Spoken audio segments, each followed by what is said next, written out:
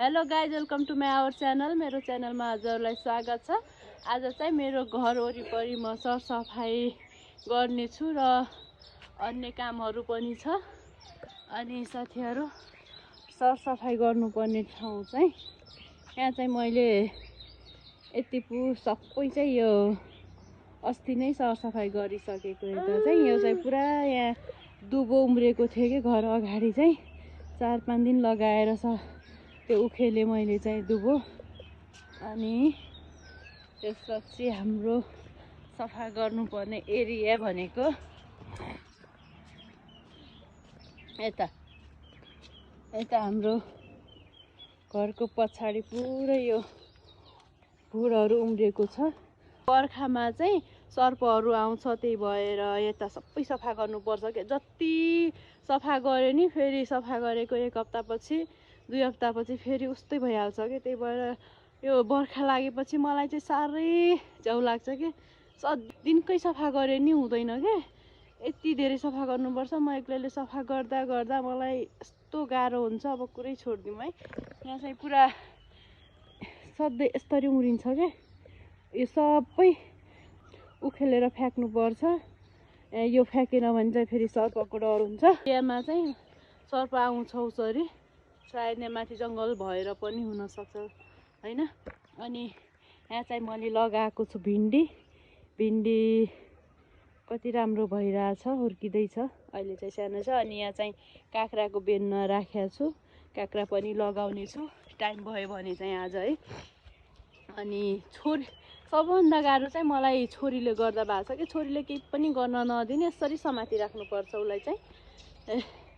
अलिकति यताउता छोड्यो भने पनि रोइहाल्ने, अलि गाह्रो छ। अहिले के गर्ने के नगर्ने गाह्रो छ मलाई त। सबै कुरा गर्नुपर्छ कि, मैले सबै काम मैले नै गर्छु, गाह्रो छ त्यसैले। अनि मैले चाहिँ यहाँ फुलहरू लगाएको छु, यसरी हेर्न सक्नुहुन्छ कति राम्रो भइरहेछ कि। फुल पनि कति राम्रो छ, फुलहरू पनि हेर्न सक्नुहुन्छ। यो फुल चाहिँ मलाई एकदमै मनपर्छ क्या। अनि यहाँ चाहिँ हाम्रो फ्लावर छ, यहाँ चाहिँ हाम्रो फुलहरू फुलिरहेका छन् विभिन्न किसिमका। अनि यो चाहिँ रोज भयो। यता चाहिँ मैले घन्टी फुल र गुलाबको फुल लगाएकी थिएँ। यो चाहिँ सुके जस्तो भइसक्यो, सायद नहुन सक्छ। अनि यो फुल चाहिँ एकदमै राम्रो छ कि, कति ठुलो फुल छ। अनि यता चाहिँ हाम्रो अरू फुल पनि छन् है। यो फुल चाहिँ मलाई एकदमै मन पर्यो कि, धेरै हाँगा पलाउँछ अनि धेरै फुल हुन्छ है, कति राम्रो। येल्लो कलरको चाहिँ कमै रहेछ, येल्लो र व्हाइट चाहिँ अलि धेरै नै छ। यहाँ चाहिँ मेरो सिमी ठुलो भइसक्यो कि, त्यसलाई ठाक्रा हाल्नु पर्यो। सिमी र बोडी छ त्यहाँ चाहिँ। अहिले म एकछिनमा त्यहाँ ठाक्रा हाल्नेछु। छोरीले केही पनि गर्न नदिने, तैपनि अलिअलि टाइम मिलाएर म गरिहाल्छु। फुर्सद आफै हुँदैन है, फुर्सद निकाल्नुपर्छ। काम गरेपछि के आउँदैन, सबै आउँछ कि। मान्छेले मेहनत गर्नुपर्छ। मेहनत गर्यो भने सबै कुरा सम्भव छ है। मेहनत गर्यो भने सफलता अवश्य पाइन्छ। जुन कुराको मेहनत गरेका हुन्छौँ त्यसको फल पनि एकदमै राम्रो पाइन्छ। मैले चाहिँ आफूले खानलाई अलिअलि सबै कुरा लगाएको छु, तरकारीहरू।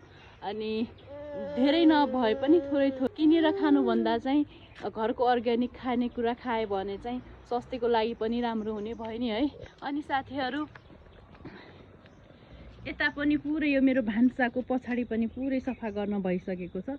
यति ठुलो घाँस पलाएको छ कि अब के कुरा गरौँ है। मलाई त झ्याउै लाग्छ कि यो। ओहो, यता त पुरै छ त, जङ्गल छ हाम्रो त यहाँ माथितिर।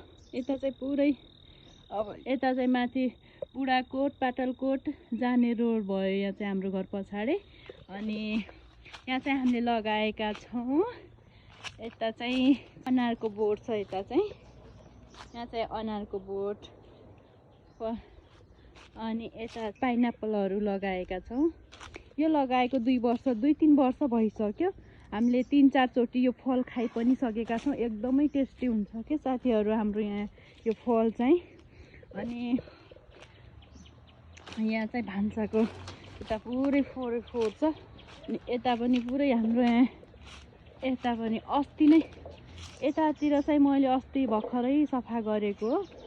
निमुको बोट पनि छ अनि तल सानो गोलभिडाहरू छ। सरसफाइ चाहिँ गर्नु पर्यो होइन, सरसफाइ गरेन भने चाहिँ आफैलाई नै नोक्सान हुन्छ। अनि सरसफाइ गर्यो भने चाहिँ मलाई चाहिँ सरसफाइ गर्यो भने चाहिँ आनन्द लाग्छ कि सबै ठाउँको सरसफाइ गरिसकेपछि आनन्द लाग्छ है। अनि फेरि सफा गर्नु छ, फोहोर भने सफा गर्नु छ जस्तो कि गर्नै नदिने गाह्रो छ मलाई त। कोही हेर्ने मान्छे भए पनि एकछिन काम गरौँ न भन्ने हुन्थ्यो। छोरीलाई सँगै लगेर काम गर्नुपर्छ कि। अनि यस्तो मान्छे अब चाहिँ म ठाक्रा लगाउन जाँदैछु बारीमा। म चाहिँ बारीमा आइसकेकी छु सिमी र बोडीको लागि ठाक्रा राख्नलाई। सिमी चाहिँ यति ठुलो भइसक्यो, ठाक्रा राख्न भइसक्यो, ठुलो भइसक्यो कि। अनि यहाँ चाहिँ बोडी राख्ने छोरी आस्मु छोरीलाई यहाँ राख्छु, म चाहिँ यहाँनिर काम गर्छु। अनि के गर्नु गाई जस्तै छ, छोरीलाई हेर्ने मान्छे कोही छैन, त्यही भएर म सँगसँगै लग्छु। धेरै टाढा पनि छैन घरभन्दा, घरकै वरिपरि हो, त्यसैले म सँगै लिएर नै काम गर्छु। यसरी छोरीलाई कुर्सीमा राख्ने अनि आफू चाहिँ काम गर्ने। छोरो तिमी गुड गर्ल भएर बसस्, हस् गुड गर्ल भएर बसस्। यसै त जाँदैन यो ठाक्रा यसरी खाली गोप्दाखेरि चाहिँ नजाने रहेछ। त्यसको लागि चाहियो हामीलाई सब्बल। अब सब्बलले चाहिँ यस्तो गराएर राख्नेछौँ। अनि स्पेस नभएर हो कि तिम्रोमा। सब्बलको सहायताले चाहिँ म यसरी ठाक्रा राख्नेछु। कसरी राख्ने खास आइडिया चाहिँ मलाई पनि थाहा छैन है, तर अलिअलि नजाने पनि यस्तो चाहिँ गर्नुपर्छ होला।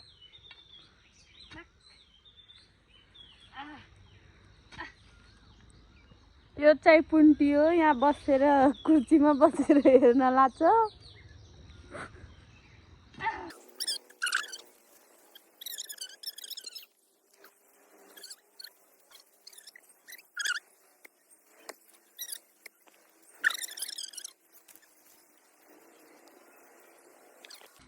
ठाक्रा लगाएर पनि सक्यो गाइस, अलिकति पुगेन। मैले यहीँबाट यो फुलको हाँगाहरू काटेर लगाएँ।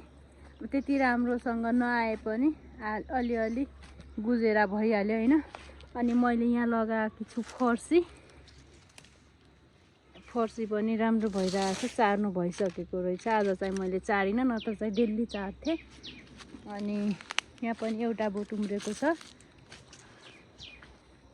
अनि अब जान्छु म माथि घर। अनि यहाँ चाहिँ मेरो घर छ अनि यहाँनिर बारी। यो सबै पहिला चाहिँ मैले भिडियो राखेको थिएँ, लसुनको टमाटरको सबैको भिडियो राखेको थिएँ। अहिले चाहिँ धेरै नै भइसक्यो। गाजर पनि यति ठुलो भइसकेको छ। सिमी बोडीको ठाक्रा लगाइसकेपछि चाहिँ अब म मेरो भान्साको पछाडि सफा गर्नेछु। यहाँ चाहिँ जम्मै फोहोर छ कि। फोहोर त त्यस्तो अरू केही पनि होइन, घाँस उम्रेको छ त्यति नै हो। फाउडोले यसरी सफा गर्नुपर्छ गाइस, यसरी।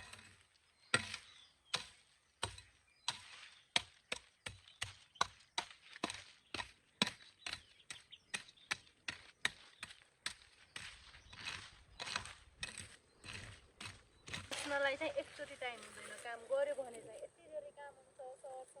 सफाइ गरौँ भने त कहिल्यै सक्दैन घरको। यता गर कति गाह्रो हुन्छ क्या। मान्छेलाई मुखले भन्न चाहिँ जे कुरा पनि सजिलो लाग्छ क्या। यहाँ गर्दा कति गाह्रो हुन्छ गर्नेलाई मात्रै थाहा हुन्छ है। काम गर्दा कति गाह्रो हुन्छ त्यो चाहिँ काम गर्नेलाई मात्रै थाहा हुन्छ, बसी खानेलाई थाहा हुँदैन होइन। बसी खाए पनि जे गरे पनि अरू काम हुन्छ। काम गऱ्यो भने चाहिँ, नगऱ्यो भने चाहिँ फेरि केही पनि हुँदैन है।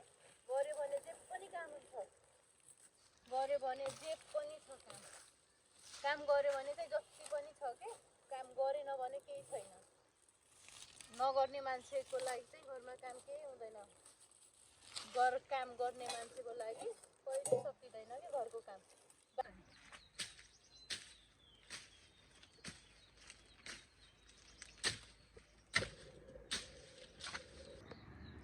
यो पछाडि चाहिँ मैले सबै सफा गरिसकेँ फाउडोले सफा गरिसकेँ यति यहाँ चाहिँ यति धेरै फोहोर ओहो अब यो फोहोर चाहिँ म त्यो गडामा लगेर पोल्नेछु यति सानो ठाउँमा पनि यति धेरै फोहोर यो फोहोर गर्ने चाहिँ फेरि मै नै हो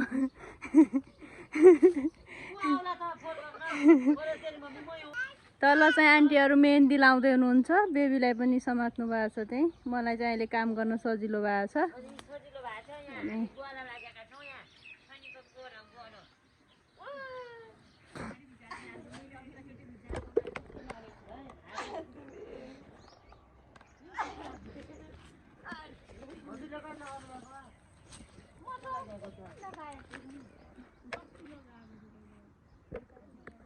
त्यहाँको सरसफाइ गरिसकेपछि अब म जलाउँछु फोहोरलाई यहाँ चाहिँ फोहोरको थुप्रो फोहोरभन्दा पनि घाँसहरू सुकेको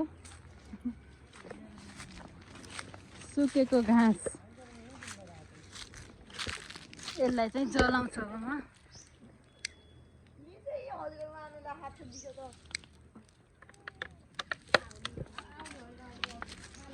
यसरी चारै ठाउँबाट आगो लगाइदियो भने चाहिँ एकैछिन बल्छ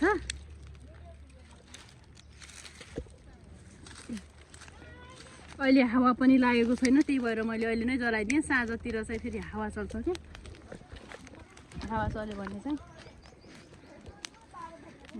आगो यताउता जाने डर हुन्छ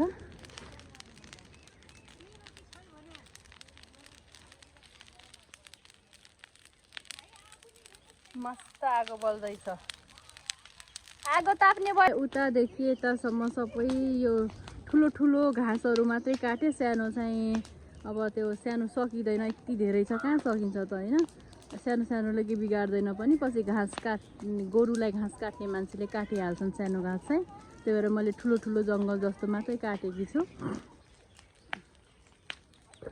फोहोर पनि बलेर सकि यहाँ चाहिँ म भिडियो बनाउँदै थिएँ दिदी यो रुख काट्नलाई आउनुभयो यत्रो रुखमा चढ्न सक्नुहुन्छ त दिदी यत्रो रुखमा चढ्न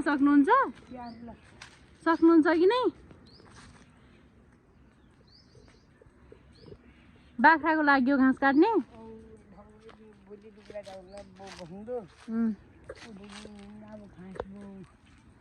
वरिपरिको सरसफाइ गरेर भर्खर सकियो दिउँसोको 12 बजिसकेको छ खाना पकाएर अब खान्छु ढिलो भइसक्यो आज चाहिँ छोरी चाहिँ सुतिसकेकी छिन्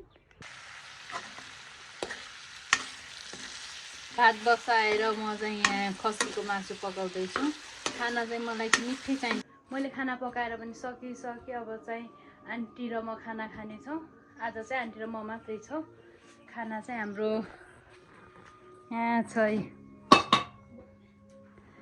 भात दाल मासु अनि तरकारी लिउरोको तरकारी अनि सलाद अनि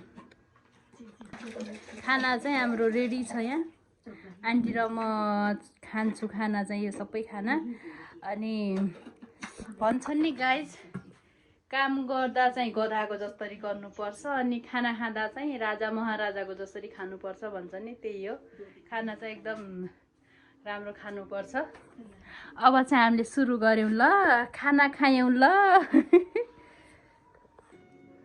आन्टी खाना कस्तो लाग्यो एकदम टेस्टी छ ल सो गाइज खाना पनि खाएर सकियो अनि छोरी पनि उठिसकेकी छिन् अहिले चाहिँ खेल्दै छिन् अनि साथीहरू तपाईहरुलाई मेरो भिडियो कस्तो लाग्छ इनबक्समा भन्नु होला है अनि भिडियोलाई लाइक कमेन्ट शेयर र सब्स्क्राइब गर्न चाहिँ नभुल्नु होला आजको भिडियो यति नै नेक्स्ट ब्लगमा भेट्ने छौं बाइ बाइ